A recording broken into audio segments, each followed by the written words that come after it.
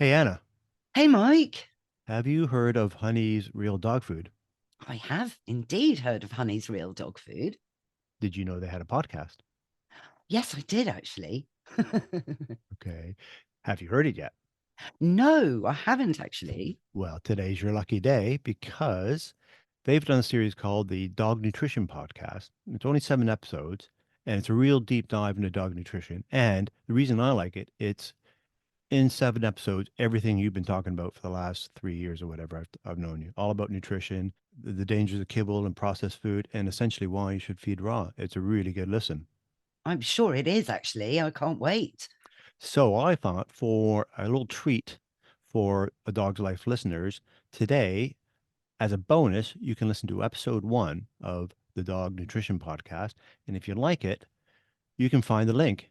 Where would they find a link for something like that? In the show notes. In the show notes. Yes, exactly. So here is episode 1 of the Dog Nutrition Podcast. If you like it, find it on Apple, Spotify, or follow the show note link. Take it away, Jonathan. Oh, thank you, Jonathan. Take it away.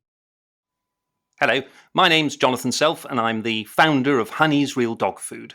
Honey's was delighted to provide the funding for this podcast. If you're looking for more information on raw feeding and canine nutrition, you can download a free copy of the best-selling guide, The Natural Feeding Handbook, from www.honeysrealdogfood.com.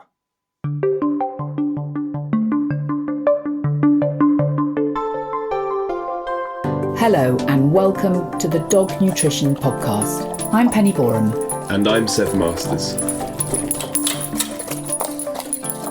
And that sounds as though someone is really enjoying themselves. Darcy the Labrador is seriously living in the moment.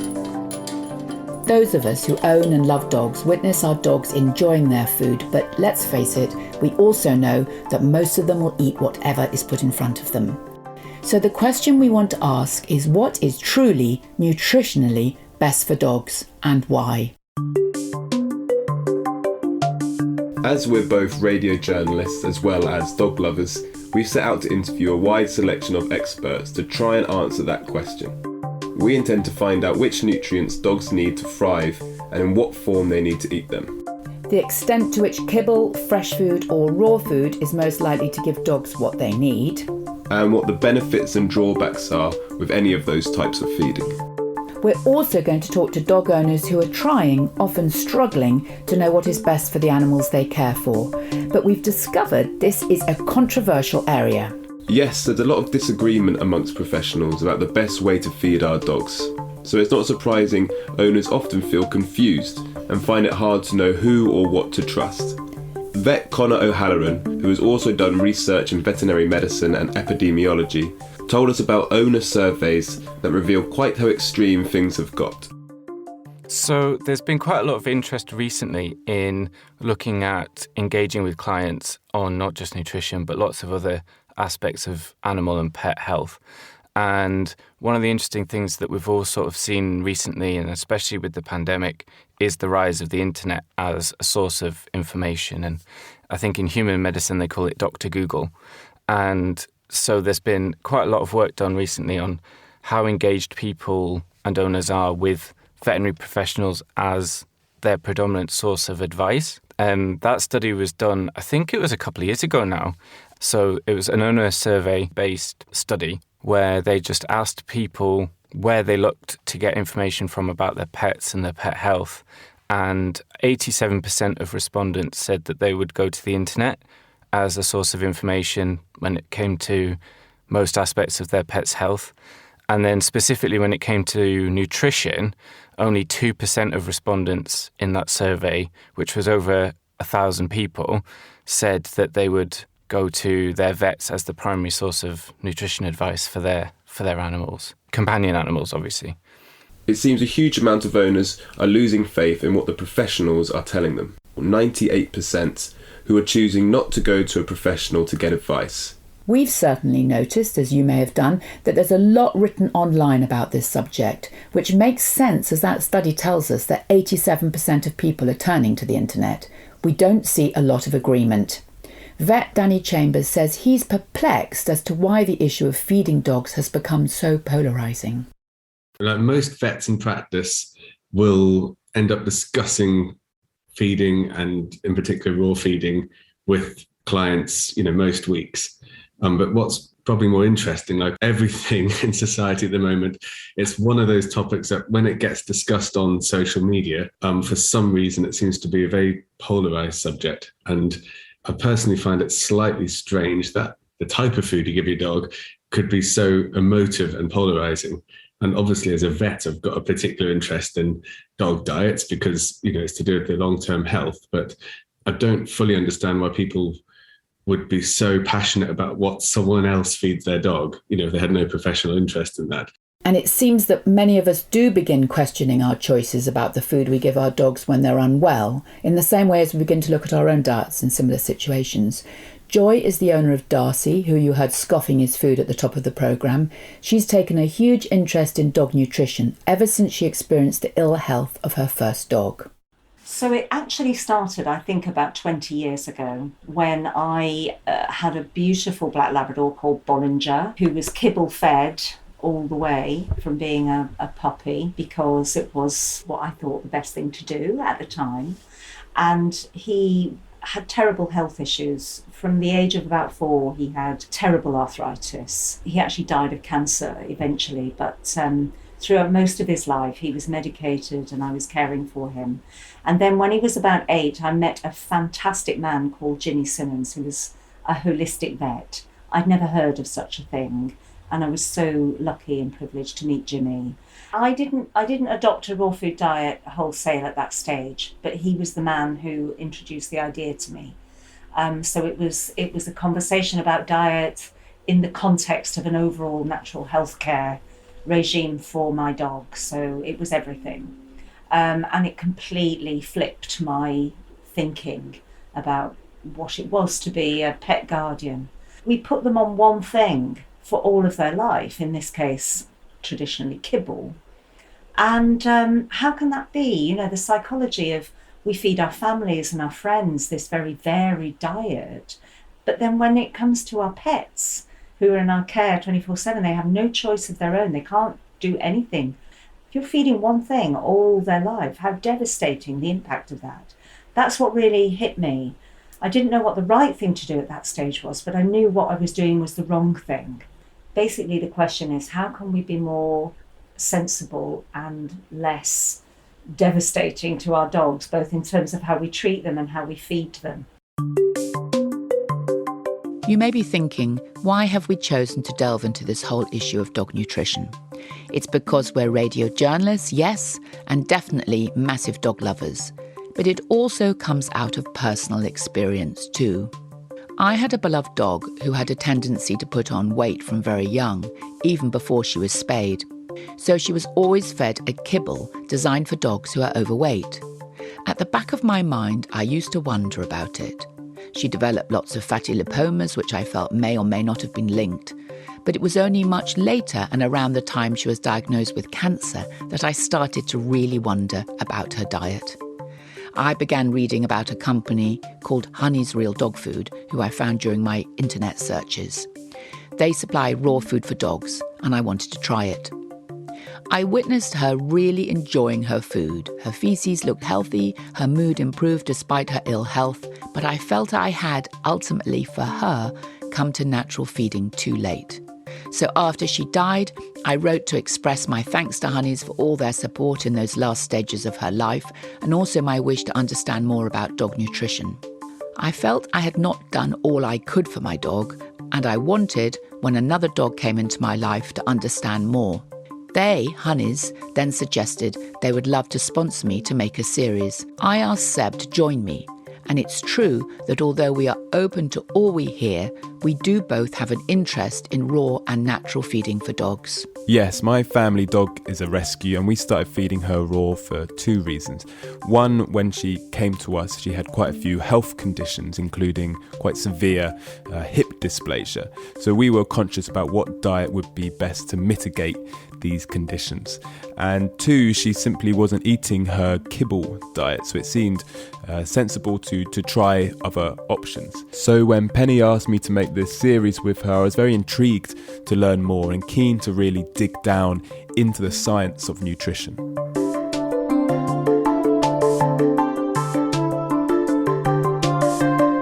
Vet Nick Thompson thinks there's a direct correlation between diet and the rise of obesity in dogs as well as other diseases.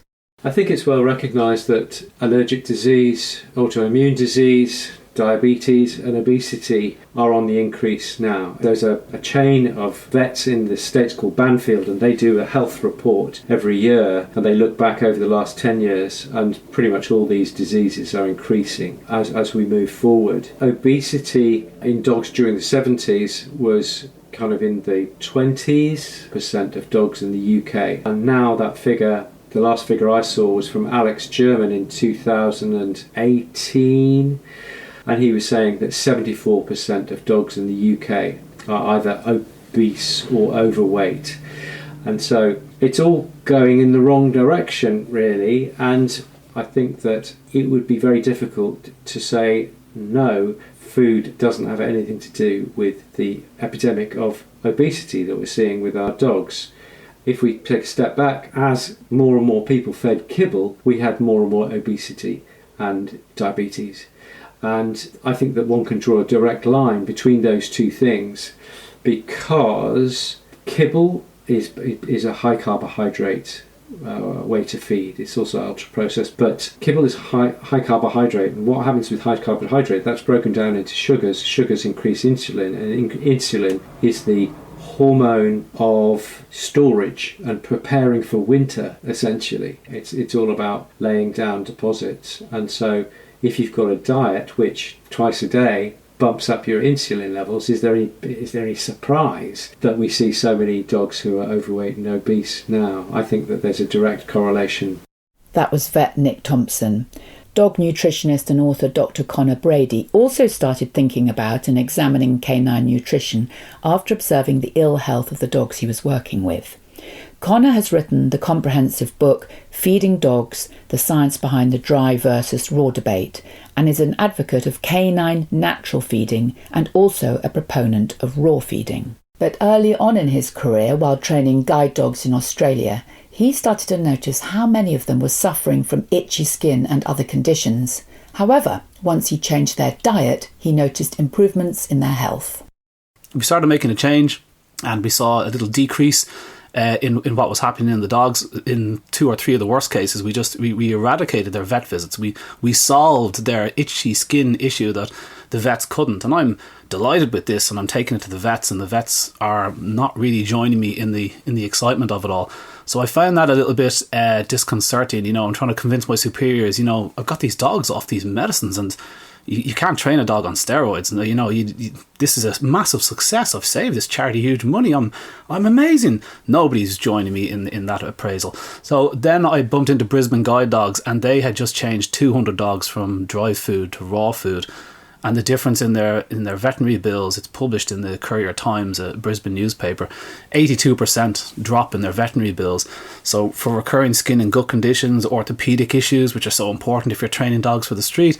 And they also had comments on behaviour and stuff, which is the training in the background. All that stuff pricks your ears, something terrible. And I'm like, oh my God, this is just so obvious. Look at this, the results, this incredible CEO, Chris Lane. And so all that kind of made me look at what was going on in dogs and go back to the books where I was now working full time with dogs. I was forced to kind of start doing this stuff at night time. And during that nighttime studying, Connor began delving into dogs' physiological relationship with their distant wolf relatives. If you compare the skull of a wolf to the skull of a German Shepherd and just tweak them a tiny bit for the slight difference in size, those skulls look as close to identical to the common person as you need. You would look at the two skulls, and if I asked you which one was the grey wolf, you couldn't tell me. The teeth are on show, the mouth is slightly open, the skull is very, very identical. Now, somebody that studies bones all the time can tell you that there's a bit more muscle attachment on the wolf, he can close his jaws harder, his teeth are ever so slightly bigger, but there's not a huge sea change in any part of that skull. So very, very similar. From the skull to the shape of the teeth, the grey wolves is slightly bigger, okay? Forward-facing eyes, huge muscle attachment across the head for slamming the jaw closed. The jaw only opens and closes, which is a carnivore trait. There's no sideways movement like a sheep or like a human. We can grind plant forage sideways with our flat back teeth. Dogs don't have any of that. In fact, dogs' teeth don't move sideways at all. Their teeth come down. They don't meet like our back teeth do. Their back teeth pass past each other like a scythe, and so their top teeth sit outside their inside teeth. So there's no sideways movement. Those jaws snap open and close. So that is not an adaptation for plant forage. That is an adaptation for catching prey and holding prey. Huge muscle attachment to stop the jaw dislocating, and everything about the wide extra the keratinized gullet for swallowing food, the huge carnasal tooth at the back for chopping meat and bone. Everything about that mouth says carnivore. The lack of salivary amylase to a very large degree. Everything about that face, the eyes rigged for movement. You look, I could go on. So very carnivorous head, then you move down to a very carnivorous gut with a pH of 1 to 1.2 when the gastric acids get going. That our pH is around 2 when our stomachs get going. So that's nearly a 10-fold decrease from pH 1 to 2. That's actually a 10-fold decrease in acidity. So a very acidic gut, very quick processing time. Their intestines are smooth and fast, so food shoots through. There's no cecum and little dead ends and long intestines like humans have, because we hold on to our more fibrous plant meal because the bacteria need time to ferment it and get the job done. Carnivores, they just eat meat, protein and fat, rapidly digested in their acid bile, and then it shoots through the gut. So they've got short, fast digestive systems. And people that try to say dogs are, virtually vegetarians today, they'll say, oh, well, dogs have very long intestines, the same as humans, but they just say these things without any sort of thought, no sort of evidence. If you ask them for their supporting study, there's perhaps one study that suggests dogs' intestines are slightly longer than we would have thought, but that study was done on very dead dogs, and we know the intestines get longer as they relax. Almost all studies of dogs' intestines say that they're very, very short, 3.5 times their body length. A true wolf would be maybe 3 times their body length, like a cat. Nothing like humans, 5 or 6 times their body length. So their bacterial colonies aren't adapted for fermentation. And that's just the physical stuff we're looking at. Then you would get into, the structure of the animal, or how he runs on his toes and how he hunts. But looking at the physiology of the animal then, we know that dogs are totally adapted to this meat-based diet. They happily live in ketogenesis on protein and fat. They get their energy from protein and fat. But there's some interesting little physiological quirks that differ them from wolves. And these tiny little quirks in a body that exhibits thousands of carnivorous processes every day. And yes, there is some tiny, tiny, tiny steps towards an increase in plant material in this animal. For sure, there is tiny steps. But to focus on them and ignore all the rest is just misleading nonsense of the highest order. However, vet Danny Chambers wants to emphasise the differences between modern dogs and wolves, in particular in reference to dogs' ability to digest plants. As humans became farmers, dogs became farmers. Their genetics and their phenotype has changed, as has humans, to adjust to new food types. But you also look at how they've physically changed, and an extreme example would be something like a pug or a French bulldog, these brachycephalic breeds that, struggle even to breathe without intervention. If you want them to be natural, you think, well, why don't you turn that out into Yellowstone National Park to hunt with the wolves and see how long it lives for? It's a completely different creature. The wolves alive today and the dogs that we've domesticated are obviously related, as in cousins, but they're both descendants from a common ancestor that doesn't really exist anymore. So going back to the argument about wolves being healthier, well, are they? I mean, how long does a wolf live in the wild? Often, wild carnivores, if they're catching their prey, they're eating fresh meat. Whereas, our meat has been, through a slaughterhouse, it's been to a supermarket, it comes into your kitchen, it's stored in your kitchen for a while, that kind of stuff. The bacteria that would harm us would also harm your dog, and they're much less likely to be encountered by these wild predators that are catching, fresh animals. Danny Chambers touches there on his misgivings about a raw food diet. This is something we're going to look into. However, Dr. Connor Brady, who firmly believes in the benefits of raw feeding, also sees dogs' connection to wolves as significant, and that this needs to be understood when we think about what dogs should eat now. We asked him if this relationship is something that canine nutritionists emphasise. It's quite easy to say dogs aren't wolves, so you wouldn't feed a dog like a wolf. And that's quite true. I mean, we used to be chimpanzees. We wouldn't feed ourselves like chimpanzees. They ate far too much leaves. We couldn't digest that stuff. But that doesn't mean that the comparison isn't relevant. I mean, at the end of the day, this animal has come from a very long line of carnivores. Around about 100,000 years ago, something happened in the environment. It started shifting, and then suddenly we bloomed out with 37 wolf species. And about 30,000 years ago, the dog popped up. He started filling a certain niche, a little proto-dog. And it turned out that proto-dog could live on material that perhaps the humans were discarding. They could live closer to them. Humans started taking them in and using them for alarms and whatever else they needed. Eventually protection when they start settling together. And so dogs became part of our lives. But it was only, 100 years ago, 200 years ago that we actually had roaming laws. Our dogs just lived outside, did what they want. They interbreeded themselves. Most dog breeds today came from 200 years ago. Very tight little genetic bottlenecks where they selected and selected and selected for a mushed up face, and eventually his nose is gone. They imply today that, well, the dog is now a domestic dog and very removed from his proto-dog ancestor where they roam and do their own thing. But most people would say that's just not true. We have plenty of studies of free roaming wild dogs. We can follow them. They're truly feral dogs. Are dogs that don't like humans. They don't like being near humans. We try and focus on the dog and what we know of the dog today. As you made that point that, we wouldn't eat what monkeys ate. Having said that, we've gone so far away to kind of a processed diet in a similar way that dogs have from wolves. So in a way, the wolf, what they ate does help us, doesn't it, to understand how far removed the diet of a dog is now. 100%. I mean, no animal has shifted its diet from, one end of a spectrum to another in a couple of thousand years, in 5,000 years, 10,000 years. We don't have another example of an animal that does that. It takes eons. It takes thousands of generations and massive environmental selective pressure. I mean, huge shifts in temperature and climate, and there's a water gap and now I can only live on palm tree nuts or something. And so huge changes are needed for that to happen. So no, there's been no evidence that has happened. And particularly with the diet they're eating today, if you're going to jump the dog from a carnivore to a herbivore, which most dogs are being fed a very vegetarian diet today, they look at this meat-based, and I'm doing some air quotes there, meat-based kibbles, which if it says with beef or with chicken, has 4% beef bone meal in it. Beef bone meal, not even meat.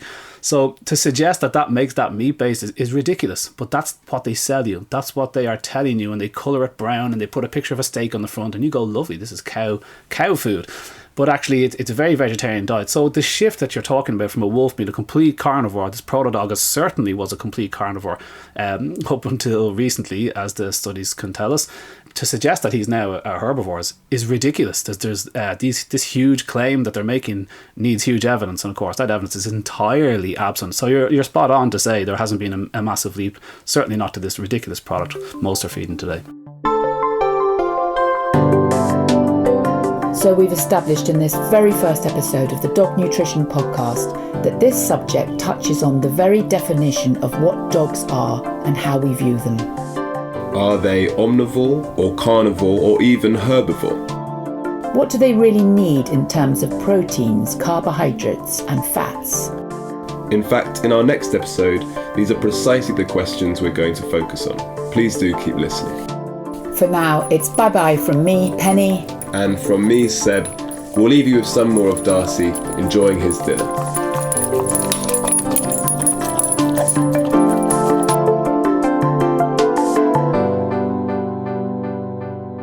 If you're looking for more information on raw feeding and canine nutrition, you can download a free copy of the best-selling guide, The Natural Feeding Handbook, from www.honeysrealdogfood.com.